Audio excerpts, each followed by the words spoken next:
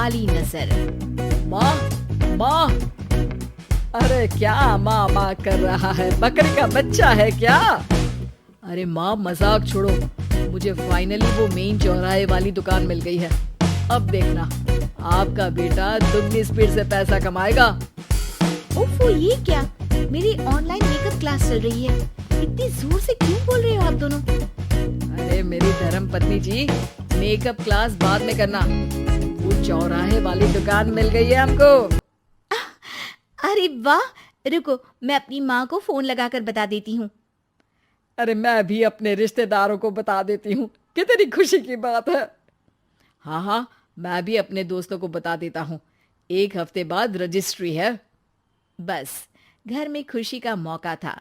उन तीनों ने अपने अपने फोन उठाए और लोगों में बात फैलाना शुरू कर दिया।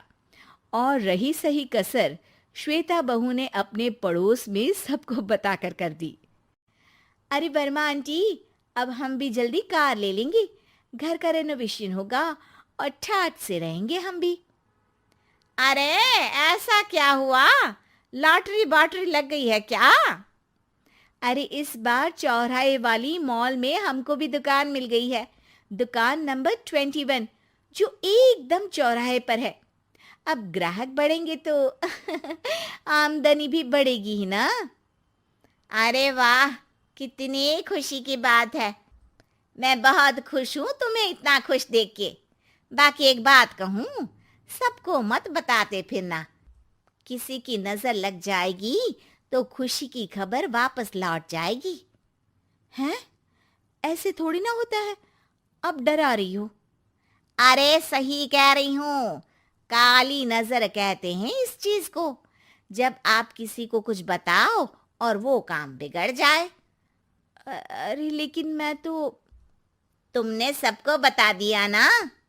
हाँ, फोन लगा लगा के। अब बच के रहना, काली नजर बड़ी खतरनाक होती है। श्वेता इतनी खुश रहती है कि वो वर्मा आंटी की बात पर ध्यान ही नहीं देती, जबकि पड़ोस में और भी लोगों से खुशी की खबर शेयर करती रहती है। अगले दिन राजेश बहुत दुखी होकर घर आता है। अरे बेटा, क्या हुआ? मुंह क्यों सूजा हुआ है? मधुमक्खी ने काट लिया क्या? माँ, वो दुकान किसी और के पास चली गई। किसी ने ज्यादा भाव लगा दिया। अरे पर बात तो आपसे हुई थी ना उस दुकान वाले की। हाँ, आज मैं टोकन अमाउंट देने गया था, तब मुझे पता चला। कोई आकर सुबह मुझसे पहले ही ज्यादा अमाउंट दे गया। काली नजर। क्या? क्या कहा? वर्मा आंटी ने समझाया था कि किसी को बताना मत, वरना काली नजर लग जाएगी। अच्छा, तुम्हें उनकी बात मान लेनी चाहिए थी। उनकी बात मान लेती, लेकिन उसके पहले ही सबको बता चुके थे ना हम तीनों। अरे अगली बार से ध्यान रखेंगे। कोई भी नई चीज होगी तो किसी को नहीं बताएंगे। तीनों कुछ दिन ऐसे ही रहते हैं, पर एक दिन श्वेता को एक मेल आता है। राजेश, मेरा ऑनलाइन मेकअप कोर्स कंप्लीट हो गया। अब मैं खुद का पार्लर खोल सकती हूँ।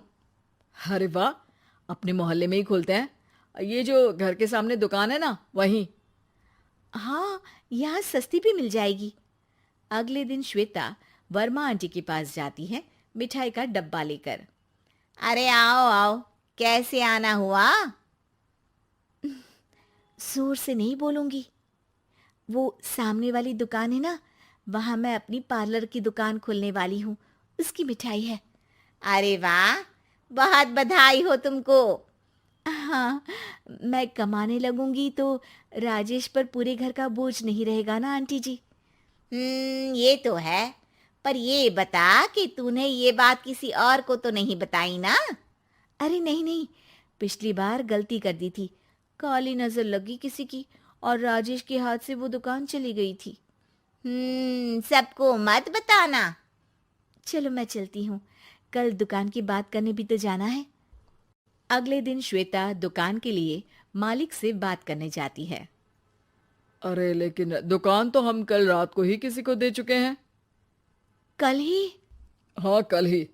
2 दिन बाद कोई यहाँ पार्लर भी खोल लेगा। अब कहीं और दुकान देख लीजिए। अरे पर हमको भी तो पार्लर ही खोलना था। भाई एक ही दुकान है, आधी आधी तो नहीं दे सकता ना मैं। राजेश और श्वेता घर पर हताश होकर आ जाते हैं। इस बार तो किसी को बताया भी नहीं था, अब किसकी काली नजर लग सकती है। सुनो, तुमने माँ को बताया था क्या? अरे कैसी बात कर रही हो, माँ की नजर थोड़ी ना लगेगी। पक्का तुमने किसी को नहीं बताया था ना? सिर्फ वर्मा आंटी को बताया था, उन्होंने ही मुझे किसी को नहीं बताने को कहा। अरे यार तुम भी सही हो, मेरी माँ को नहीं बताने को कह रही हो, पर वर्मा आंटी को बताना तुम्हें जरूरी लगा।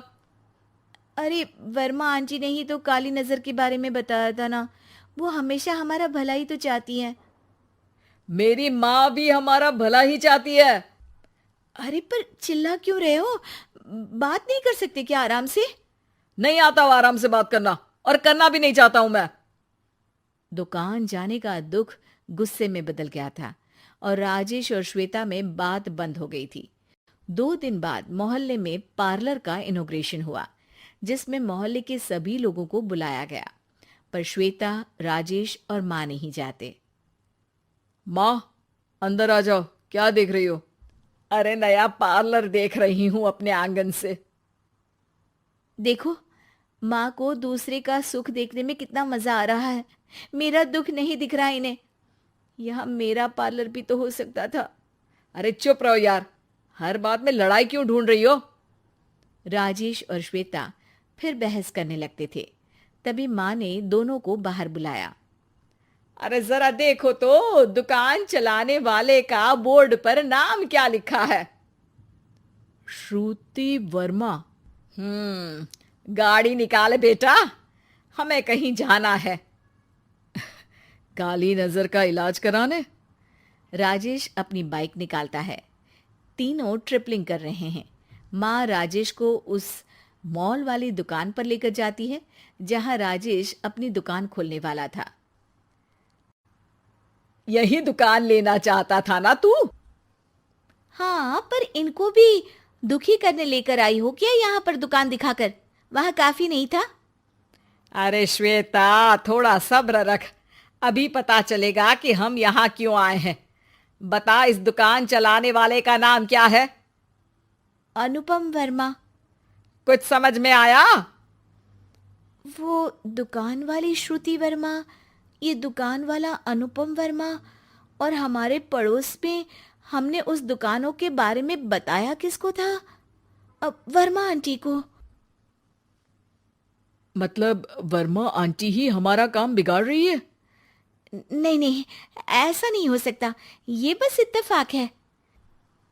राजेश अपना फोन निकालता है और श्रुति वर्मा और अनुपम वर्मा के नाम फेसबुक पर सर्च करता है, जहां ये दोनों ही वर्मा आंटी के रिश्तेदार होते हैं। श्वेता को समझ में आ जाता है कि वर्मा आंटी की ही नजर खाली नजर है। अब क्या करना है? कोई भी खुशी की खबर हो तो काली नजर से बचना है, यानी वर्मा आंटी से बचना है। अरे पर मुझे ये समझ में नहीं आया कि वो हमारे साथ ऐसा क्यों करेंगी। अरे बेटा, एक सीख है, दूर के आदमी को आपकी तरक्की से कम परेशानी होगी, पड़ोसी को ज्यादा। दोनों माँ की बात में हामी भरते हैं और अगला काम चुपचाप करने की कसम खाते हैं, ताकि आगे से वर्मा आंटी कोई काम ना बिगाड़ सके।